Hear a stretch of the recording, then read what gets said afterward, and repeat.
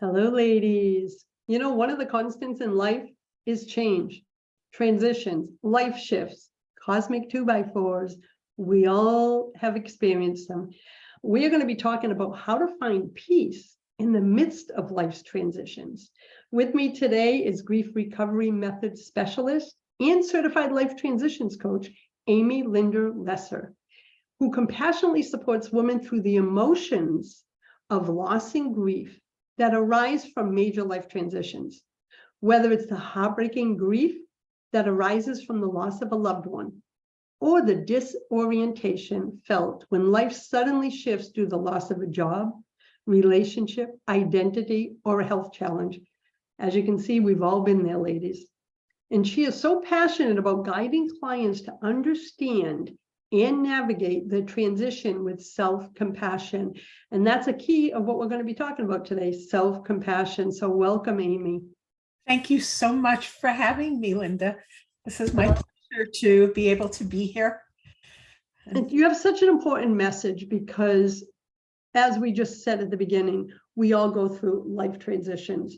And a lot of times when we hear the word grief, we think it just means, and you've educated even me on this in some of our previous conversations.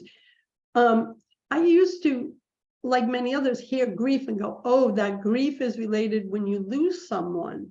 But in all the work that you do, we're going to be talking about that now. Grief plays a role in every life transition, not just the loss of a loved one. So can you talk about that and why it's so important for all of us to understand that? I too used to believe that grief only happened when somebody died, or either a person or an animal. But what I've learned in speaking with hundreds and thousands of women is that every life transition, because of the change, ends up being loss and grief. That even in moving, when you wanted to move, it creates a feeling of loss. We're leaving our loved ones, we're leaving a home we loved, we're leaving our friends, we're leaving the community, and we're moving, even if we're excited about the move, we're moving to something unknown and therefore leaving something behind. And unfortunately, our society is one in which really has very little respect for feelings, and especially feelings that are harder to deal with. You know, we're okay with, oh, it's love, it's happiness. But when it's sadness or grief, we tend to tell people, get over it. It's okay, you'll move on. Time will heal. If it's an animal, you'll get another one. Well, we all know that humans and animals and experiences are not you can't duplicate them. We can't just move somebody else or something else in its place.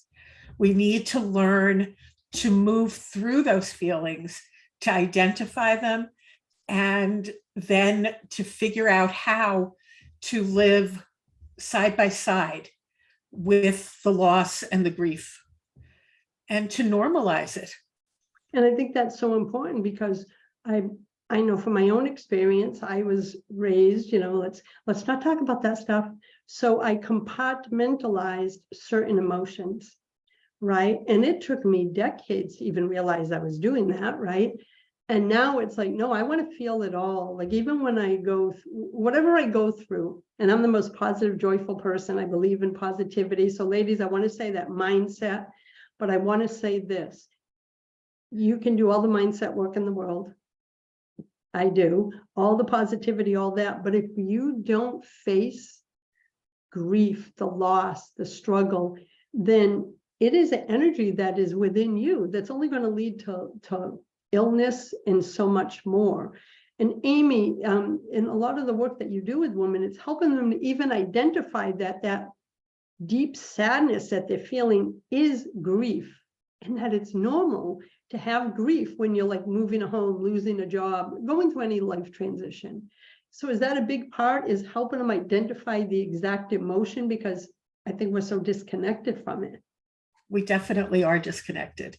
And we spend if I'm doing a 3-month program with somebody, we spend the first few weeks talking about all of the emotions, not just the good ones. Sometimes we have to look at what was good when we're feeling really miserable. At the same time, we need to look at the sadness and the grief and the anger. As women, we don't like to express the anger. Often, depression is anger that is directed at ourselves. We have to also move through comparison, that it's really unhealthy for us to compare where we are in our grief journey or our life journey with how anybody else is experiencing it. If you look at even two children, two identical girl twins, for example, are going to have very different experiences with the same parents. I was an only child until I was 40 something. However, my friends who have siblings talk about how they could swear they were different parents. Their relationships with their parents were completely different. And even your own experience with the same type of loss, each time can be different.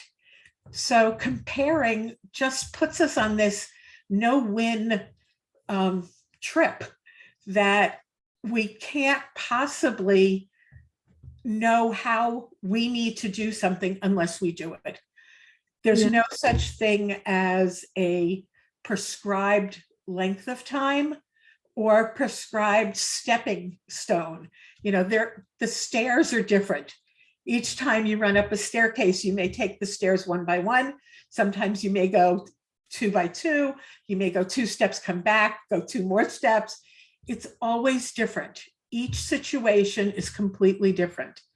And I think that's so important to share, because I actually had a girlfriend who, due to circumstances beyond her control, she was forced to leave the home she had for 20 years. Life happens, right? But it was something special to her. She went through deep grief, and I could see it. It was grief. It was loss. It was a loss of identity, loss of security, loss of everything that made her feel safe. And while she was processing that, another close friend of hers' husband passed away. And so she goes, who am I to feel these things? She went into self-judgment. Who am I to have these deep emotions of grief? Who am I to feel grief over the loss of a house? It isn't the loss of the house. It's a loss of her identity, her sense of self. And that's exactly what you're saying. Your grief is just as valid no matter the reason. Exactly. We don't need to compare the reason. We don't need to compare how strong it is, because I don't know that we even can do that. There's no real measurement. It's not like putting your grief on a scale. It doesn't weigh a certain amount. It's what you're experiencing. And because you're experiencing it, it's true and it's valid and important to you. And that's key, because if we can come to that place, and I'm thinking of times I've grieved in my life, we can come to that place of allowing the emotions to flow through us, allowing us to feel what we're feeling without judging them. In my own case, I'm curious what you think. I noticed, I don't want to say healed sooner, but the journey flowed differently than when the times in my life that I'm like, I don't want to feel that. I don't want to feel it's too uncomfortable, which made my healing journey harder and actually led to other stuff because I was suppressing so much. Is that what you find too? There's either deep suppression going on or self-judgment? And often both. Ooh, okay. For me, in my own personal experience, I was widowed 2 days before my 43rd birthday. And I thought I was okay. I thought I had gone through all the grieving because my husband had been very ill, had been going through cancer treatment. I was expecting it. It wasn't a surprise. And it was the middle of our summer season. I was an innkeeper at the time. I had 2 children who were home and preteens. One was a teenager, actually. And I just kept putting one foot in front of the other, like pretending as if life went on and was normal. And then about a year later, I broke down. And it took me, I would say, a good 10 years to really go through the parts of grieving that I had just ignored.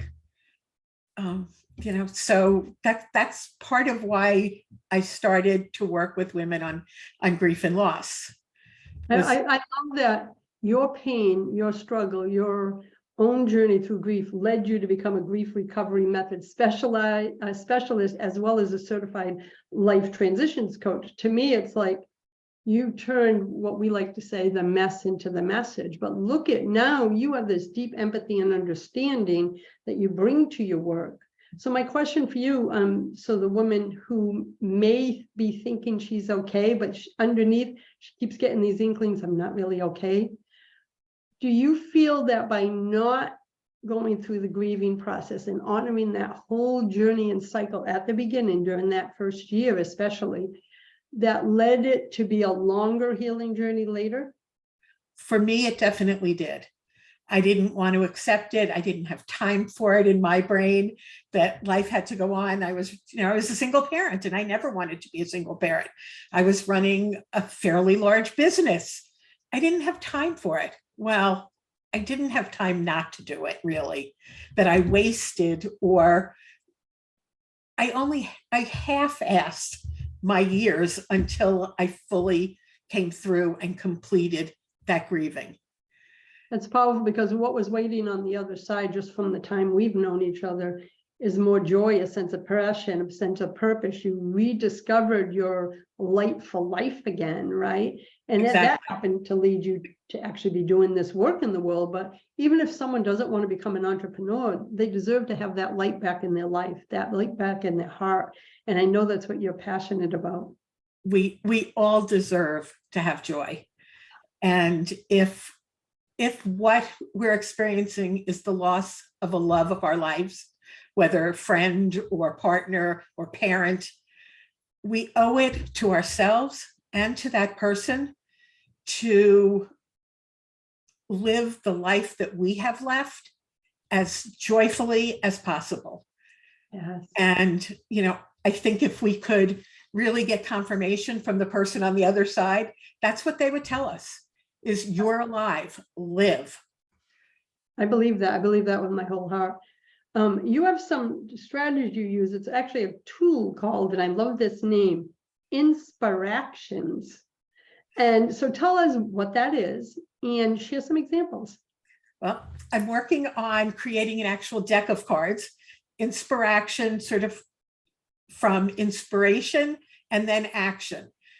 We all know, or most of us know, about affirmation and saying affirmations. I believe that they're not enough. I also think that sometimes people who aren't as woo familiar get scared away by the words affirmations. And inspiration, we can all use inspiration. I also believe that they're not enough, that saying them and not moving your feet and doing something isn't going to work. So what I've done is I have at the moment 52 affirmations or inspirations, and on the back are actions. So it could be inspired actions. Exactly. So it could be, I don't avoid dealing with grief by keeping busy, meaning I allow myself the quiet time that I need to sit and feel my feelings. And then on the other side, it might be something like I take a 30-minute bubble bath. Some of the other things are I ask for and receive help. That's a big Many one. of us have a really hard time with that. We're so used to helping everybody else and putting everybody else's needs in front of ours that we don't ask for it or accept it. And what I love about the INNspiractions is when you're at a part of the grieving or loss or life transition or life shifts, we're so deep in it that we forget how to care for ourselves. We forget that we have resources, support, tools all around us. So what I'm hearing is, as they draw that, it's going to ignite that connection with themselves. because that's what they've forgotten, right? Because they're so into the grief, the pain, the loss, the transition. So I love that, because like I love things like that because it reminds me. Like I could pull one of your cards and go, oh yeah, when is the last time you took a bath or a shower or a walk or wrote in your journal, Linda? It's almost like a visual reminder. That's how it hit me when you were describing it. Exactly. And that was one of the reasons I picked 52, would be that there would be one for each week. And somebody could pull one and do that action every day for a week and say that card.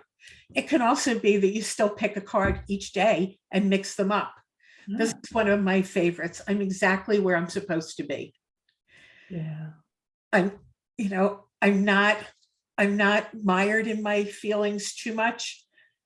I don't have to be feeling fine and not experiencing my loss, even if it's been a year, 2 years, 3 years. And I'm not sure what's going to go on the back of that one, but it might be bring a meal to a neighbor. Yeah, because when we give in to others, that's a big one for me and my family. I really believe that. When we're at a low point, start looking at what's outside you and give to others, because I'll tell you that changes a lot when we can be of service to others. So that's beautiful. And so one of the things you touched on before is about being gentle and don't compare. Like, don't compare our journey. So let's talk about that a little more, because I think women have a trouble, as all of you listening to the this Elevate Summit have issues with self-judgment anyway. So then when you add something big like grief, loss, transition, I think it gets magnified.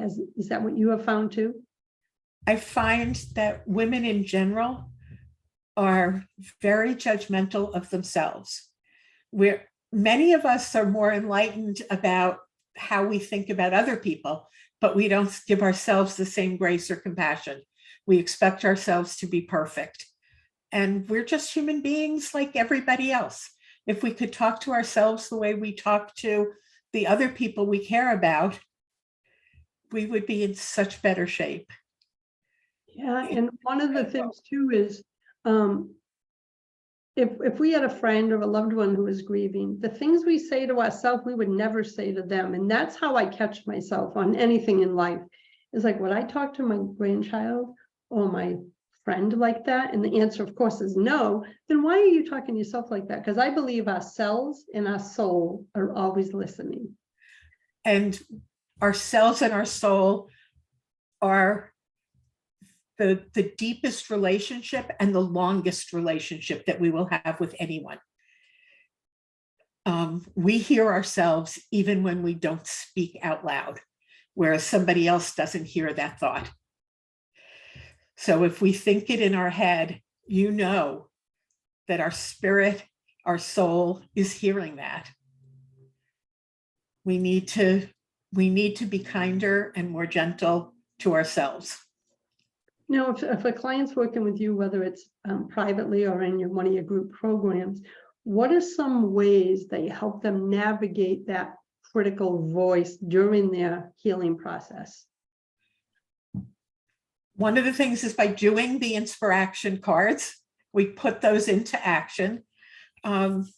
We talk about identifying feelings and accepting them and allowing yourself to sit with them. Schedule time if you have to be with yourself to cry, or to be with yourself to laugh.